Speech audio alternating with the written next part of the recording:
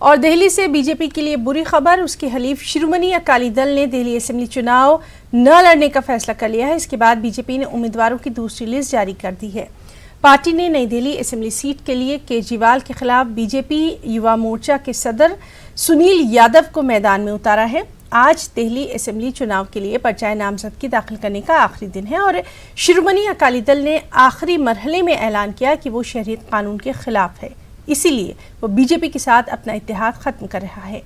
Delhi assembly चुनाव के लिए जिन 4 सीटों पर एसएडी को उम्मीदवार उतारने थे, उन पर अब बीजेपी ने अपने उम्मीदवारों के नामों का ऐलान कर दिया है।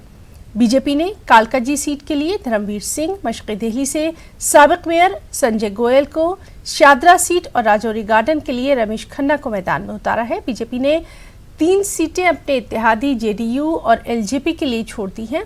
जेडीयू बरारी और संगम बिहार, जबकि सीमापुरी सीट से एलजेपी उम्मीदवार उतारेगी।